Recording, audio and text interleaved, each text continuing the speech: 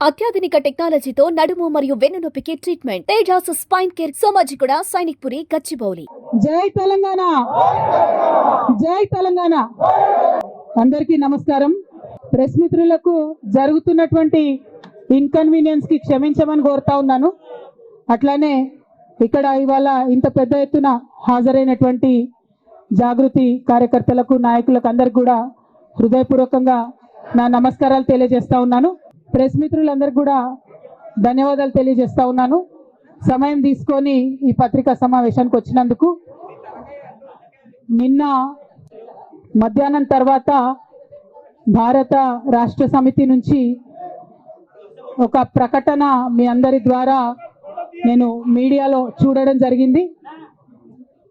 మరి బీఆర్ఎస్ నుండి వచ్చినటువంటి ఈ ప్రకటనలో పార్టీ ఎమ్మెల్సీ శ్రీమతి కె కవిత ఇటీవలి కాలంలో ప్రవర్తిస్తున్న తీరుతెన్నులు, కొనసాగిస్తున్న పార్టీ వ్యతిరేక కార్యకలాపాలు బీఆర్ఎస్ పార్టీకి నష్టం కలిగించే రీతిలో ఉన్నందున పార్టీ అధిష్టానం ఈ విషయాన్ని తీవ్రంగా పరిగణిస్తున్నది.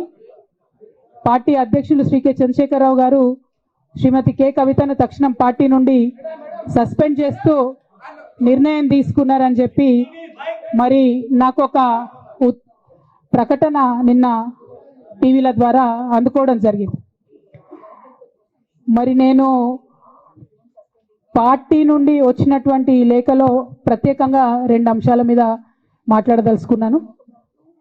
నేను అక్రమ కేసులు పెట్టి నా మీద తిహార్ జైల్లో 5.5 నెలల పాటు ఉండి బయటికి వచ్చిన తర్వాత నవంబర్ 23వ తారీఖు 2024 నుండి నేను ప్రజాక్షేత్రంలోకి వచ్చి అనేక కార్యక్రమాలు చేయడం జరిగింది.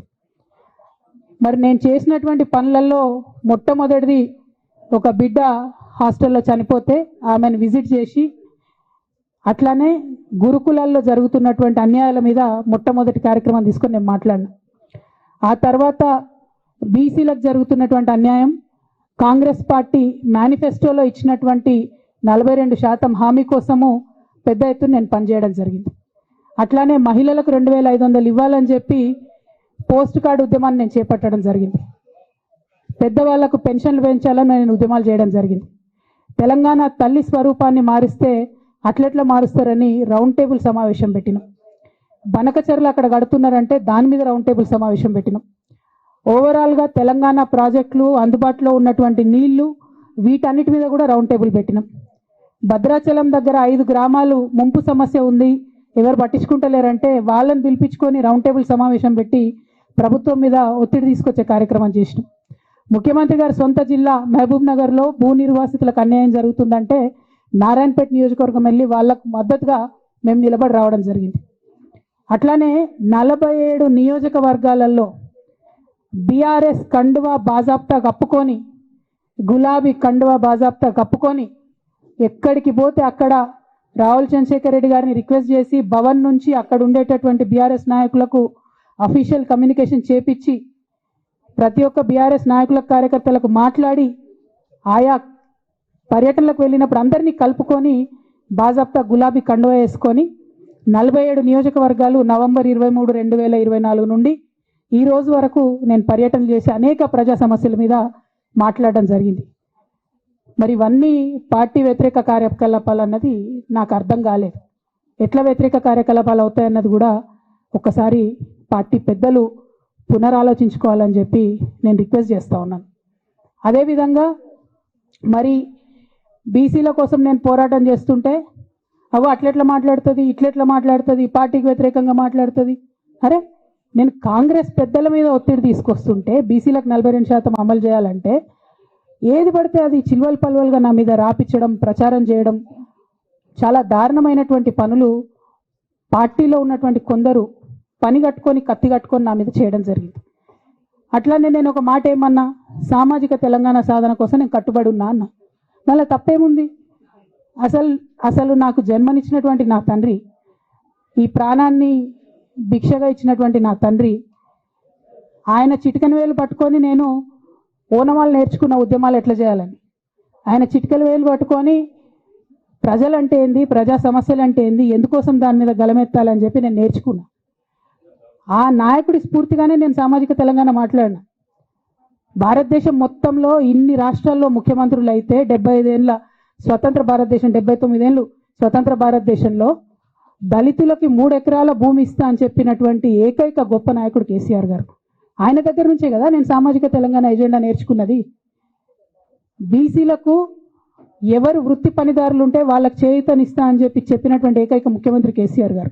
చెప్పినట్టుగా డబ్బులు ఇచ్చిండు కూడా. ప్రతి కులాన్ని కాపాడుకునే ప్రయత్నం చేసిండు. అది కాదా సామాజిక తెలంగాణ?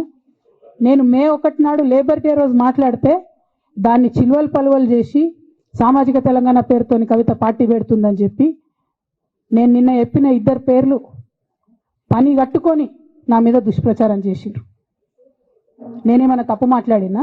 బీఆర్ఎస్ పార్టీ వ్యతిరేకమా సామాజిక తెలంగాణ నినాదానికి? బీఆర్ఎస్ పార్టీకి సామాజిక తెలంగాణ అవసరం లేదా? భౌగోళిక తెలంగాణ వస్తే సరిపోతుందా? బంగారు తెలంగాణ కావాలని కేసీఆర్ గారు ఇచ్చిన నినాదమే కదా. బంగారు తెలంగాణ అంటే ఏంది? హరీష్ రావు ఇంట్లో బంగారం ఉంటే, సంతోష్ రావు ఇంట్లో బంగారం ఉంటే బంగారు తెలంగాణ అవుతుందా? కాదు కదా. ప్రతి ఒక్క సమాజం బాగుంటేనే బంగారు తెలంగాణ అవుతుంది. నేను అదే కదా మాట్లాడినా. దానికి ఇష్టం వచ్చినట్టు నా మీద స్టోరీ లేపిస్తే నేను భవన్లో పోయి కూర్చొని బాజాప్తా, ఎక్కడో కాదు, బయట ప్రెస్ మీట్ పెట్టలేదు, ఏ ప్రెస్ క్లబ్లో పెట్టలేదు, డైరెక్ట్గా తెలంగాణ భవన్ నా ఆఫీస్ అండి, నా పార్టీ భవన్లో పోయి కూర్చొని నేనేం చెప్పిన? నా మీద కుట్రలు జరుగుతున్నది, నా మీద విషప్రచారం జరుగుతున్నది అని చెప్పిన. నేను రామన్నను బుజ్జగించి గడ్డం పట్టుకొని అడుగుతా ఉన్నా, అన్న నీ చెల్లెని, ఒక మహిళా ఎమ్మెల్సీని మన పార్టీ ఆఫీస్లో కూర్చొని నా మీద కుట్రలు జరుగుతున్నాయని నేనంటే మీరు వర్కింగ్ ప్రెసిడెంట్గా ఉన్నారన్నా, ఫోన్ చేయరా అన్న నాకు? ఏమైంది బేటా, ఎందుకు బాధపడుతున్నావు అని ఫోన్ చేయరా? ఇది ఎప్పుడు జరిగిన ఇన్సిడెంటు? లేక లీక్ కాకముందు, నేను నా కొడుకు గ్రాడ్యుయేషన్కి అమెరికా పోకముందు, అంతకుముందే. మరి మీరు వర్కింగ్ ప్రెసిడెంట్ కదన్నా, నేను పార్టీ ఎమ్మెల్సీని కదా. చెల్లెలు అన్న బంధుత్వాలు పక్కన పెడదాం ఒక్క నిమిషం. ప్రొఫెషనల్ సెటప్లో ఒక పొలిటికల్ పార్టీలో ఒక మహిళా ఎమ్మెల్సీ భవన్లో కూర్చొని నా మీద కుట్రలు జరుగుతున్నాయంటే మీరు మాట్లాడినరా అన్న? 103 రోజులు అయిపోయిందన్న ఇయ్యాలటికి, ఒక్క మాట మాట్లాడినరా? కేసీఆర్ గారు దగ్గర నుంచి కమ్యూనికేషన్ రావాలని నేను ఎక్స్పెక్ట్ చేయలే. వారు పెద్దవారు, వారికి అనేకమైన పనులు ఉంటాయి. మొత్తం పార్టీని ఇప్పుడు పునర్నిర్మించుకోవాల్సిన అవసరం ఉంది. తెలంగాణకు జరుగుతున్నటువంటి అన్యాయాన్ని వారు ఎప్పటికప్పుడు దిశానిర్దేశం చేయాల్సిన అవసరం ఉంది. కానీ వర్కింగ్ ప్రెసిడెంట్ గారి దగ్గర నుంచి ఫోన్ రాకపోవడం మాత్రం ఒక మాట అనిపించింది నాకు. నేను కేసీఆర్ గారి బిడ్డను, నేను కూర్చొని ప్రెస్ మీట్ పెడితేనే రెస్పాన్స్ రాలేదంటే మరి ఇంకో మామూలు మహిళా కార్యకర్తకు బీఆర్ఎస్ పార్టీలో మన అన్యాయం జరిగితే రెస్పాన్స్ వస్తుందా? నాకైతే అనిపించలేదు. వస్తుందేమో నాకు తెలియదు. కానీ నేను ఒక మాటకు నాకు సంతోషం అనిపించింది. నాకు నోటీస్ రాగానే అక్కడ మహిళా ఎమ్మెల్సీలు కూర్చొని, మహిళలందరినీ కూర్చొని, ఫస్ట్ టైం అనుకుంటా భవన్లో 5 మహిళలు కూర్చొని ఇండిపెండెంట్గా ప్రెస్ మీట్ మాట్లాడింది. చాలా సంతోషం. ఇటువంటి అంతర్గత ప్రజాస్వామ్యం రావాలనే నేను కోరుకున్నా. మహిళలకు, ఎస్సీలకు, ఎస్టీలకు, బహుజనులకు కోటరీల అడ్డంకులు లేకుండా యాక్సెస్ రావాలి. అది మైక్కి యాక్సెస్ రావాలి, బాస్కి యాక్సెస్ రావాలనే నేను అనుకున్నా. అది జరిగింది, చాలా సంతోషం. నన్ను సస్పెండ్ చేసినాక అయినా పర్లేదు, కానీ జరిగింది. నిన్న మహిళలందరూ కూర్చొని మాట్లాడారు. సుమన్ టీవీలో మీ పర్సనల్ అండ్ బిజినెస్ ప్రమోషన్స్ కోసం కింది నెంబర్కి కాంటాక్ట్ చేయండి. డ్రగ్స్, గంజాయి లాంటి చెడు వ్యసనాలకు దూరంగా ఉండండి. తాత్కాలిక ఆనందం కోసం జీవితాలని నాశనం చేసుకోవద్దు. డ్రగ్స్ విక్రయాలు, దందాలు నిర్వహిస్తే 180059969969 టోల్ ఫ్రీ నంబర్ కి కాల్ చేయండి. డ్రగ్స్, గంజాయిని నిర్మూలిద్దాం, భవిష్యత్తును కాపాడదాం.